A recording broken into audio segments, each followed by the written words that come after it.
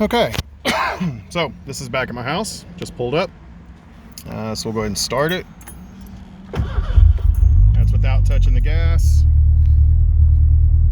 And it's right back to a decent idle.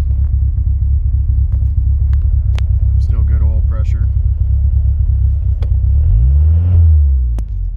And you can rev it up and all that. And it comes right back to an idle. Alright, so we'll go ahead and pop the hood here.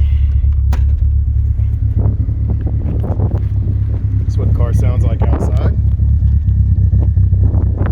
Sounds kind of cool.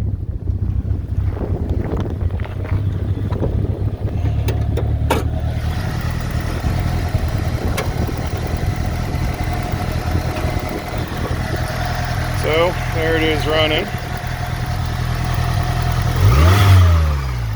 Back this up a little. Here's the turbo.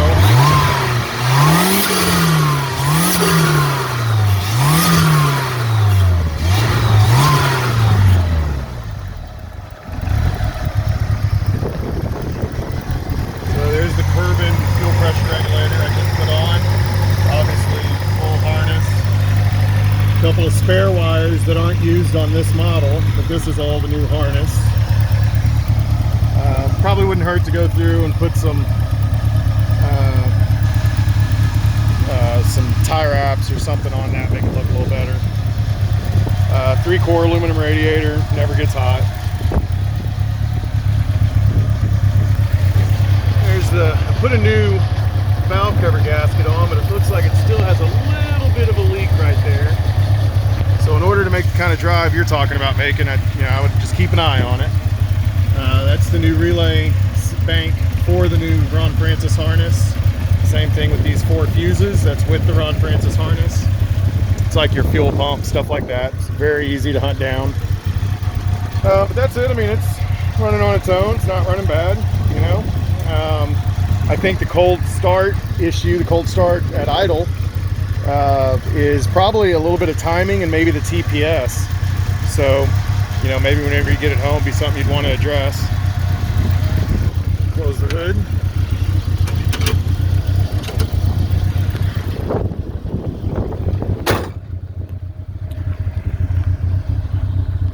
So that was a 10-minute drive or so. In the back seat is the spare parts. It's got another clutch belt housing that came with it. This is the other factory turbo. I just didn't want to put it on the carpet, obviously. I guess I can let it sit here and run. So there's the temperature gauge working now. Amazing. It's got to be either a loose connector or like I said, a sending unit or something like that. It's not working properly.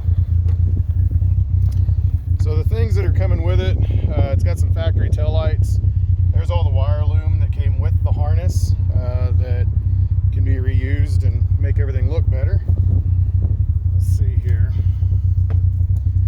It's got a couple different sets of injectors.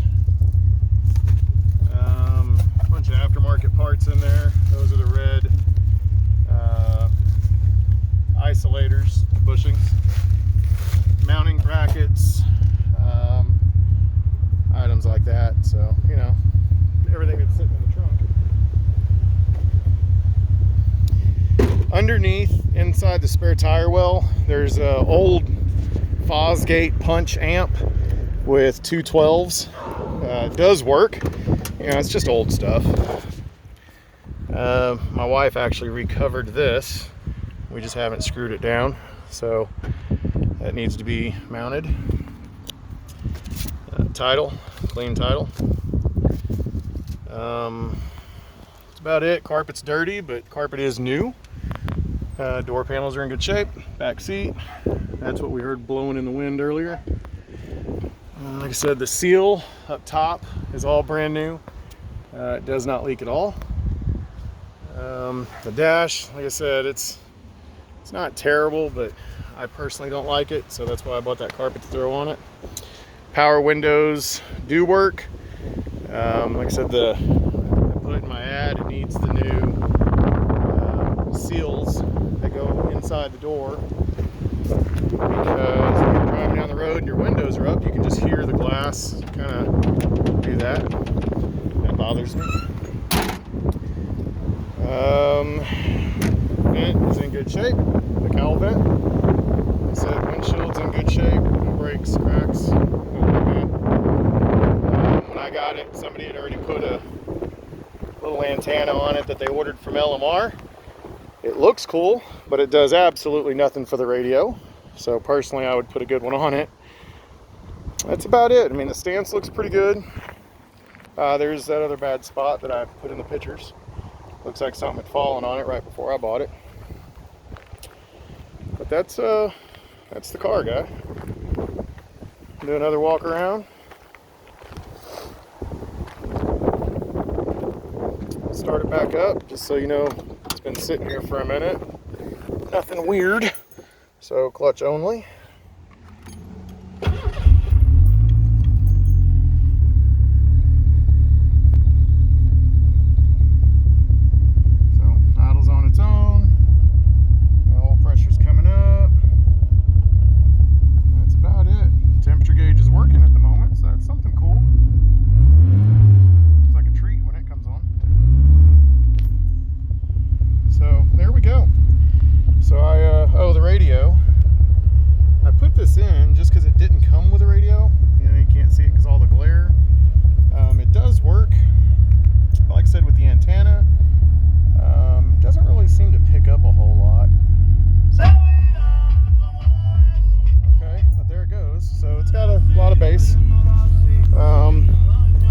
Whoever had it before me, it's got a knob.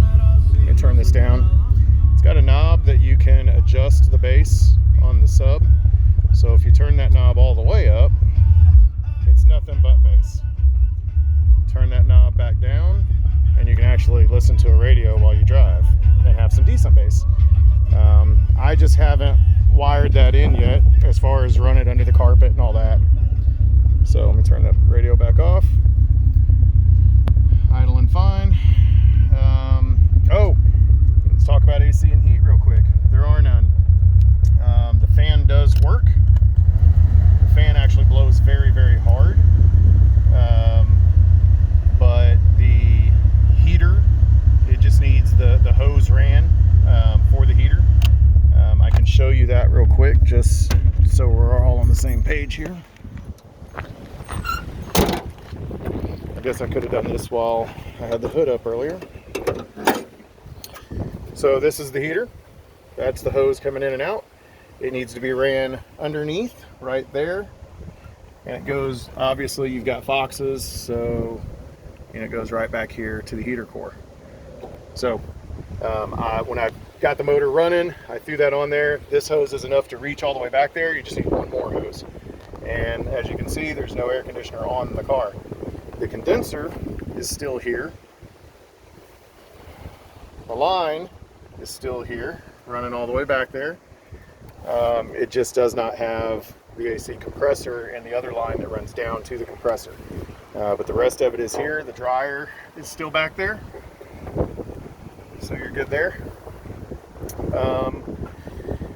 Yeah, like I said, for TLC, it needs these wires here cleaned up and get the wire loom put on. Get rid of this janky vacuum hose right there and this janky vacuum hose. Run full vacuum hoses. It needs an air filter put on. It's got a bracket back there to hold this mass air meter. I just haven't mounted that on. I quit working on the car, to be honest, once I decided to sell it. But it does need stuff like that done. But it's not affecting the drivability of it to get it on the road and go drive it. I'd hit AutoZone or O'Reilly, at least throw an air filter on it before I took it on a long trip.